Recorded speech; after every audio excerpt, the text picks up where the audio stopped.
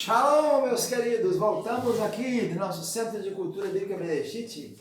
Falamos de Lajinha, Minas Gerais, para todo o Brasil e o mundo. Estamos ministrando as aulas do curso intermediário, matéria Administração Eclesiástica, primeira fase. Esta é a aula de número 5. Vamos falar sobre hoje uma coisa principal, primordial para todo bom administrador. A primeira coisa que tem que saber administrar, chama o tempo. Esse nosso curso é o curso intermediário, eu sou o professor Ilmar. Estamos aqui desde 92 pelo Centro de Cultura Bíblica Bereshit, ensinando a Palavra de Deus aqui no sul do Espírito Santo e no leste de Minas Gerais. A aula passada nós falamos então sobre o quê? Sobre as funções da administração eclesiástica. Quais são as principais funções? As 4 palavrinhas-chave, né? Organizar, lembra delas? Quais são as 4 palavrinhas-chave? Organizar, primeiro é planejar, organizar, dirigir e controlar. Aprenda isso aí. Vamos agora falar do tempo, né? Que é a primeira coisa que acontece quando você vai precisar de alguma coisa, quando vamos tratar alguma coisa, mas não tem tempo. Por que o pastor está visitando? Não tem tempo. Por que os irmãos não estão indo na igreja? Não está tendo tempo.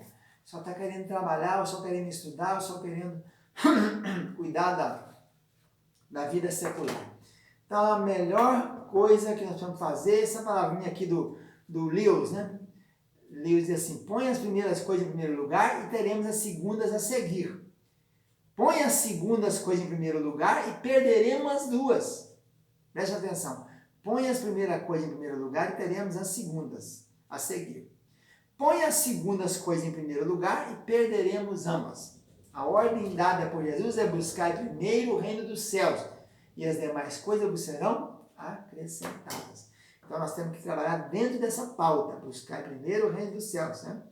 Então a gente encontra um pastor aí sobrecarregado, cheio de tanta coisa, né? Tem tanta cobrança de visita, né? Pastores no lar, reunião com presbíteros, reunião com diáconos, reunião com a liderança da igreja, reunião para discutir os planos de trabalho, o planejamento de 2021, 4 ou 5 sermões semanais para preparar, né?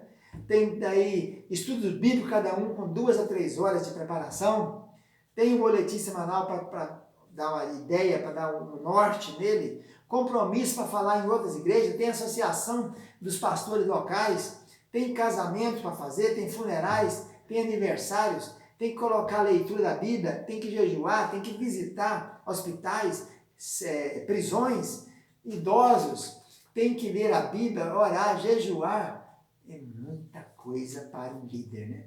Muita coisa para o administrador, para o pastor de uma igreja.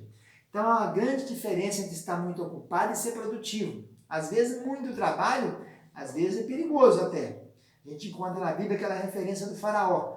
Quando Moisés chegou no Egito falando, deixe meu povo para que me celebre a festa no deserto, caminho de 3 dias, o faraó falou assim, põe serviço no povo que estão desocupados. Porque estão querendo sair daqui. Estão querendo ir atrás de celebrar a festa para o Deus deles. Vamos dobrar o serviço, tira a palha. Vamos tirar assim, não vai ter palha para eles queimarem os tijolos, vão ter que sair caçando restolho por aí. Então, às vezes, é tática do diabo. Você pensa que muita tarefa e muito serviço é de Deus. Oh, maravilha, Deus está me dando tanto serviço, nem estou tendo tempo para orar, nem estou tendo tempo para ir na igreja, nem estou tendo tempo para jejuar. Isso não é de Deus, não. Isso é fardo do maligno. Toma cuidado com determinado tipo de serviço. Então, é preciso que nós tenhamos uma agenda das coisas. E para aí, o grande segredo é administrar o tempo. Senão, vai inverter tudo. Tem gente, por exemplo, adulterando, porque está cuidando mais da noiva de Cristo que da vida da noiva dele, que é a mulher dele, né? Então isso é adultério, quando você pega a mulher dos outros. Então se o pastor começa a dar prioridade para a igreja, que é a mulher de Cristo, ele está dando mais para aquela mulher de Cristo, que é a mulher dele, ele está em adultério, né? Ele não tem tempo para a esposa, só fica atrás de igreja, noite e dia, e só preocupado com a igreja. A igreja é a noiva de Cristo, quem toma conta dela é Jesus. O problema é dele, né? Não é nosso, não. Essa obra é de Deus, não é minha nem sua. Nós temos que fazer o que está dentro daquilo que o Senhor nos falar e nos revelar, mas priorizando primeiro a minha vida espiritual com Deus, depois a minha família, e depois eu vou mexer com a igreja. Então, quando se há uma inversão disso aí, acontecem muitos problemas e muitos casamentos estão acabando por causa disso. Não só porque fica atrás de igreja o dia inteiro, lá na igreja o dia inteiro encontra outra mulher de um presbítero ou mulher de alguém, e acontece o adultério físico, como tem o adultério espiritual, que é você cuidar mais da igreja de Cristo que da sua, da noiva de Cristo que da sua, da esposa de Cristo do que da sua esposa. Então, o tempo é sine qua non, o tempo é sem o qual não.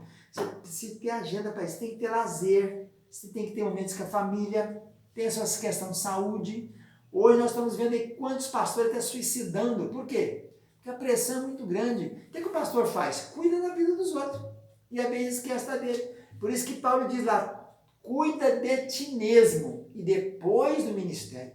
Primeiro tem que ter o cuidado próprio. Né? Na faculdade que eu fiz teologia lá no Paraná, chamada FTSA, Faculdade Teológica Sul-Americana, tinha matéria disso, cuidados pastorais. É isso, o pastor urbano precisa disso hoje em dia. Nós precisamos pensar seriamente nisso. Cuida de ti mesmo e depois cuida da igreja. Se você não cuida de si, mas não tem tempo de orar, não tem tempo de jejuar, não tem tempo de ler a Bíblia, não tem tempo de descansar, não tem tempo de passear. Tem pastores que não podem tirar férias, com medo que o sucessor dele vai fazer uma futrica na ausência dele e tomar o poder. Olha bem, essa obra é de Deus, não é minha nem sua. Deus é que é o dono da obra. Tem pastores que não podem tirar lazer, não tem momento de lazer, que os membros vão condenar. Pastor não pode ter lazer. Tem que ter lazer, tem que ter os seus momentos, né? Costumeiramente, no nosso Ministério Tabernáculo aqui, é costume tirar as segunda-feiras para cobrir o domingo. Então, trabalha de segunda a sábado, de terça a domingo, e a segunda é o feriado. Então, segundo o pastor vai pescar, vai para a roça, vai passear, vai viajar, ele não está por conta de igreja. Faz uma escala, né, para cada um. Um tira férias na segunda, outro tira férias na terça, outro tira férias na quarta, de maneira que todos possam ter o seu momento de descanso. E falando disso aqui, a gente encontra muitas vezes aí esse tipo de gente no reino de Deus chamado workaholic. O que é um workaholic? Um camarada que trabalha igual um louco, né? Workaholic. É como um holic fosse um vício, e work quer dizer um vício do trabalho. Então isso serve para denotar uma pessoa viciada não em álcool, mas em trabalho. Só pensa em trabalho, né? E isso é terrível. Então veja as características de um workaholic. Trabalha mais que 11 horas. Almoça trabalhando, está almoçando e trabalhando. Não tira férias de 20 dias há 3 anos. Não tira férias. É eternamente satisfeito, sempre quer trabalhar mais. Acha que trabalha mais que os outros. Fala ao telefone mais de 1 hora por dia. Mais de 1 hora por dia. Avalia as pessoas pelo seu aspecto profissional e depois pelo pessoal.